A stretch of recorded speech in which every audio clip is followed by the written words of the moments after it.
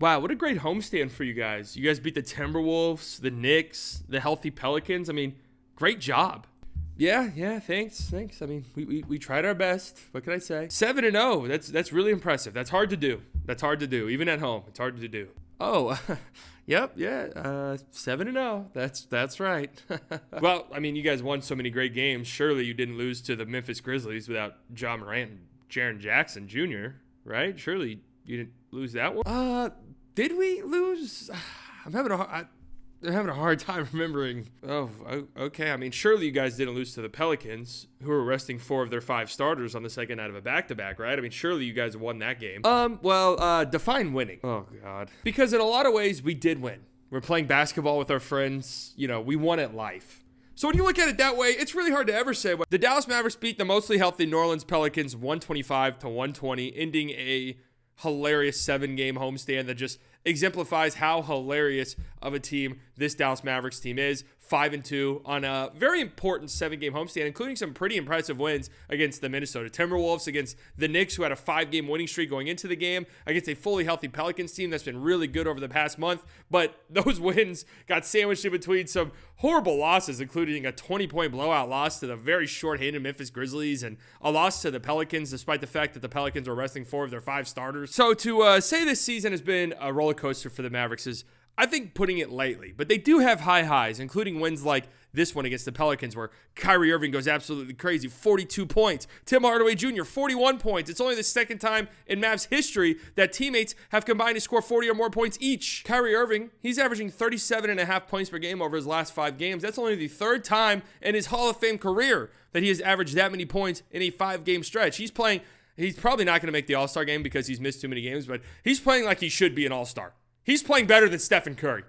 I don't care. Tim Hardaway Jr. has another great game. I mean, there's some crazy stats with Tim Hardaway Jr., a stat that I'm about to show you that you'll hear and you'll be like, well, yeah, when teams make shots, they win games, but it just really exemplifies who Tim is as a player and who this Mavericks team is, that they're so dependent on jump shooting. But the Mavericks are 18-6 this season when Tim hits 3 or more threes.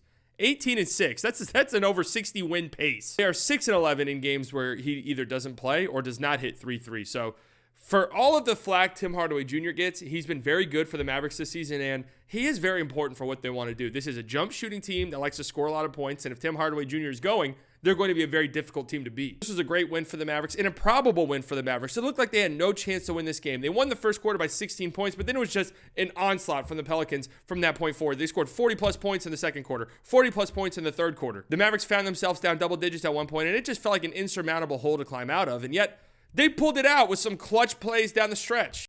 Tim Hardaway Jr., man, 9 threes in this game when he gets going. It's shots that when they go up, you're like, what on earth? Wow, what a player. You literally go, what on earth? How is he so good? But in midair, it's what on earth is this guy thinking? But then he goes in and he goes, what on earth? This guy can shoot that great. Kyrie Irving. Look at this high arcer. Oh my God, he's just... Wait, what the hell? I was so focused on the Mavericks damn near blowing a lead and looking terrible in the second half of this game that I didn't realize. What do you think about early in this game, Kyrie Irving's drip? He's got, the Mavericks are wearing their all black unis. Yes, they're on the fucking Squidward court. But outside of that, he's got the long sleeve black undershirt with the black leggings, all black shoes. I mean, I think this looks sick. I think it looks sick. I mean, a great shot by Kyrie. I'm just now noticing that second half, Kyrie took it off. I literally did not notice this during the game. That's how locked in and focused I am on what's going on. I don't even notice that stuff during the game. Oh my God. What a move. Maxi Kleber had 2 blocks in his limited minutes, only 19 minutes in this game, still playing on a minute restriction, his second game back after missing like 2 months with a toe injury. And you see his help defense right here. His defense is going to be big for this Mavericks team.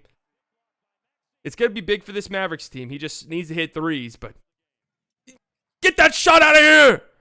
That was supposed to be German. That was supposed to be a German accent, guys.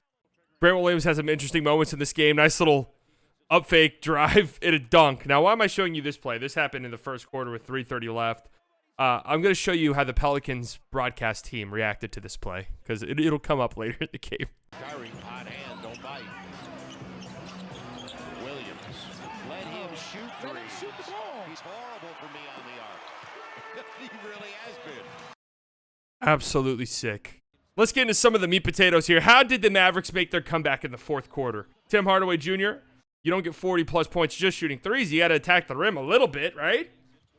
Tim Hardaway's been better at this year than he's been at any point in his career. I'm willing to say that. I don't know if there's stats to back that up or what, but it feels like getting to the rim, getting fouls, finishing.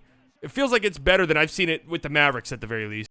Lazy-ass defense right here by Zion. I don't even know what the attempt of this is, but whatever it is, it's fucking horrible. Kyrie. Woo! File this one in your memory bank, too, because it'll matter later. Grant Williams wide open for three. I mean, that thing's not even in the same zip code. No chance. And what's going on with the dive attempt here? What's the reasoning for... That's a little weird. If you've been watching any of my videos about the Mavericks, you know I've been talking about Kyrie Irving getting things done on both ends of the floor, doing the dirty work. Look at that strip right there. This is a 7-point game with 6 minutes and 30 seconds left. That is a very big moment in the game, especially with how poor the Mavericks defense was in the second and third quarter. You need all the stops you can get in transition. Get that shit out. Najee Marshall was horrible in this game, by the way. And look at this incredible defense by Kyrie, the next defensive possession. Great recovery, getting back in front of CJ McCollum into those snake dribbles. I mean, that's a great work right there by Mr. Kyrie Irving. Great contest. CJ McCollum felt like he couldn't miss at times in the fourth quarter. Great work, Kai. And this is what you want Maxi Kleber to do offensively, right? Fuck shooting threes. We want you making this shot. We want you stepping into a mid-range jumper, baking it in. That's what we want. Look at the bench reaction. Yep. Hey, we need at least 15 of those a game. And this was the moment right here the Mavericks really started to make their comeback, their push, right? Down 5 points. Look at the activity by Derek Lively. He's 19 years old, folks. Good offensive rebound right there. Timmy, good look from three. No, look at this rebound. Get up and get it. I'm 19 years old and lengthy. And look at the ball movement right here. Everybody's going to touch the ball at some point for the Mavericks. Josh Green, good extra pass right here. Tim Hardaway Jr., little sidestep three. Boom. 2-point game. Yeah! When Tim gets hype, he gets hype. Derek Lively again, folks. Again, he's 19 years old. Kyrie misses. Look at this grown man rebound. Give me that shit, Valanciunas. Jonas Valanciunas is one of the beefiest boys in the league. Lively just ripped that shit from him. And then Tim! From McKinney to give the Mavericks a 1-point lead. Look at Luka bundled up on the bench. Does it get cold in Slovenia? I know there's a lot of mountains, so I'm going to assume yes, but my Slovenians will let me know. All right, remember all the Grant plays I showed you guys earlier?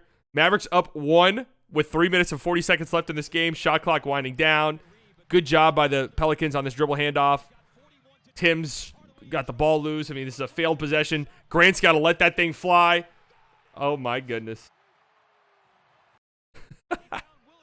Just let that thing fly. Why don't we check in on the Pelicans broadcasting team, shall we? Don't foul him. Do you believe it? He had no choice in a 4-point game. Do you believe it? When it's closing time, having a guy like this on your roster, wow. I mean, wow. Just so good. Grant Williams making plays down the stretch. How about this in the short roll? Mavericks have so many guys that are comfortable in this. They double Kyrie. Grant Williams to the corner. Josh Green. I'm Australian. Pussy. Something along those lines. How about this coaching decision? 2-point game. 19 seconds left. The Pelicans have the ball. They can hold for the last shot if they want to tie or even win the game. The Mavericks defense, as I mentioned earlier, was horrible for large portions of this game. What do the Mavericks decide to do? What does Jason Kidd decide to do? They intentionally foul Zion Williamson with the Pelicans in the bonus. And wouldn't you know it, Zion goes 1 of 2 at the line. So it's a strategic move that pays off for Jason Kidd. Kyrie knocks down 2 free throws to give the Mavericks a 3-point lead, and this is a really good job right here. CJ brings it up. Maxey with the trap. I mean, that's a great job. Forces a pass. Brandon Ingram, not a bad look, but you'd rather Brandon Ingram shoot that shot than CJ McCollum. And the Mavericks escape with an improbable win. The hell is Luka doing here? The fuck? What's he doing? We're 41 games into the season. This team is 24-17. They're on pace to win 48 games. We have no clue who this team is. And the reason is injuries. Like, this team has played 23 different starting lineups in 41 games. That is absurd. They haven't had guys healthy all year long. And Afseth tweeted out some of the records when certain guys plays, and someone on Reddit made it a nice little easy to read table. So shout out to them. But some of this stuff, they're 19-8 when Luka and Lively play. 19-8, 11-5 when Luka, Kyrie, and Lively play together. They've only played 16 games together as a trio, and they're plus 11.5 on the floor when those three play.